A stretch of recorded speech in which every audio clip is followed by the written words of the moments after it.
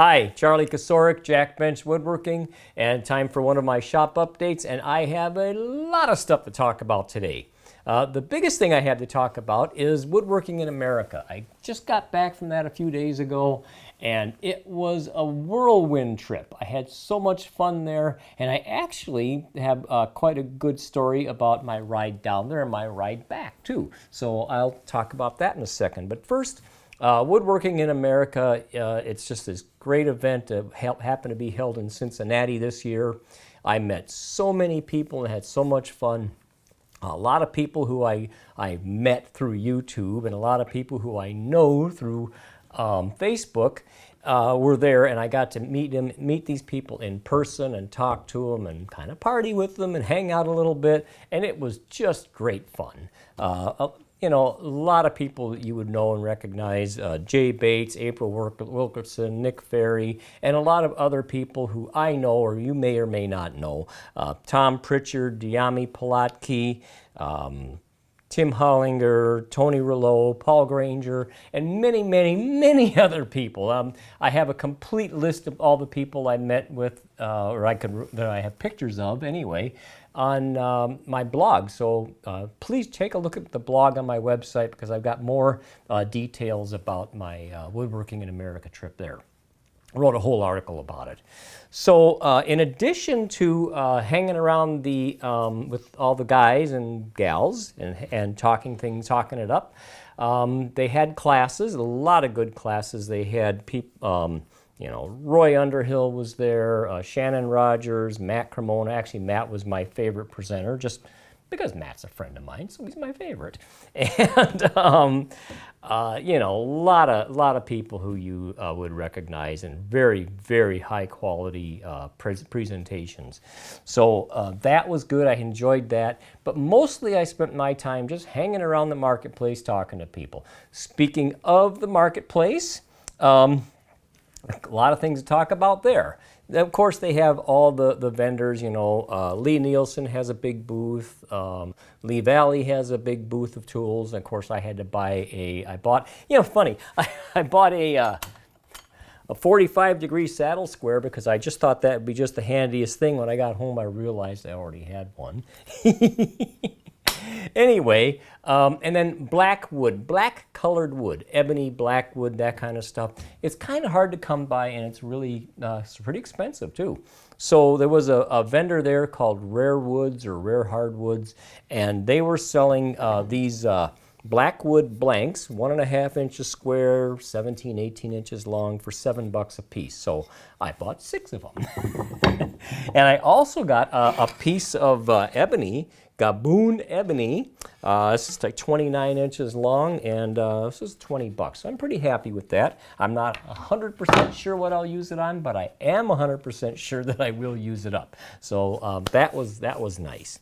Other thing that I bought while I was there, I bought this little adapter thing for my domino. And what it is on the side of the domino, there's this little thing you click back and forth to adjust the cutter height on the domino when you're using it. And as with almost all things Festool, it's metric. Well, this company, Seneca, has a replacement that is imperial. 1/2 inch, 5/8, 3/4. Well, that makes a whole lot more sense in my brain than 28 millimeters. So I bought one of these. A little expensive, $35, but you're buying these expensive Festools, what the heck? What's $35 more?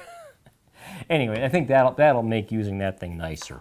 The very most exciting thing for me at the whole Woodworking in America was the Hand Tool Olympics. The Hand Tool Olympics is this little area that's set up by Mike Seamson of Mike Seamson's School of Wood. Mike's a great guy, and he's got a nice school up here. Actually, it's located in Minnesota. And the Hand Tool Olympics, there are 3 different events set up, and they're to test your skills with hand tools. One of them is cross-cutting a board, one of them is ripping a board and then planing it flat, and the final one is cutting dovetails. So it's there, and all the people coming through, in and out. People are all constantly testing their skills there at this event, and you're rated by how quickly you're able to do it and how accurately you're able to do these things. So I did it. Dovetails, I haven't done hand cut dovetails in a long time. I kind of struggled with that one. Ripping a board, I did okay, you know, probably as well as anybody, but nothing not prize-worthy. However, when it came to cross-cutting a board, I was fast and I was accurate and I won. Yay! I was so happy.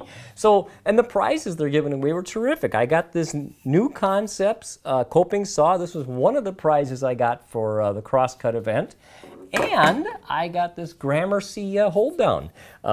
Pretty apropos for a guy who designs workbenches, wouldn't you say? So I'm really happy about that. Thanks, Mike. Thanks, New Concepts, and thanks, Gramercy, for making that possible. So on the way down there, I met Andy Berkey. And Andy Berkey is this fascinating guy who I know through, well, I know him primarily through Facebook, but he has a good YouTube channel, and he's also pretty active on Instagram. But I know him mostly through Facebook, and I got to meet him, did an interview with him, and that is going to be a good one. So check that out. Like I said, his story is just fascinating, and he's a super guy anyway. So that was on the way down. On the way back, I stopped at Guy's workshop, Guy Dunlap, and he's in Indianapolis. Stopped and talked with him for 2 or 3 hours, just shooting the breeze in his shop. Fun guy and a very talented woodworker too.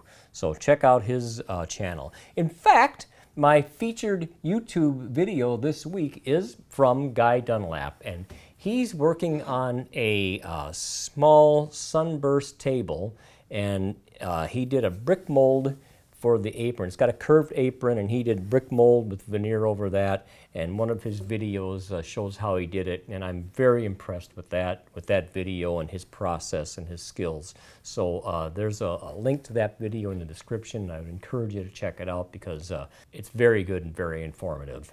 So then after I talked to Guy, I stopped and visited with James Wright of Wood by Wright, and had a shop tour with James, chatted with him for a while, met his kids, and a nice guy. Also, really a good channel, and he's got a good story too. But I didn't have the opportunity to interview him. However, after I met with James, I did a little detour on my way back to the Twin Cities up into Wisconsin, and I met with Nick Ferry. Now here's another bigger-than-life, really fun guy, and I did an interview with Nick. Spent the better part of the day with him. Had a lot of laughs, had a lot of fun, and you know, shot the interview.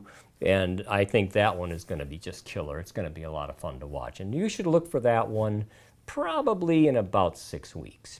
So that was my Woodworking in America trip. I had a terrific time, as you can probably tell, and I really want to thank everyone I met there for being so welcoming and so friendly and making me feel like part of the family. It was really nice.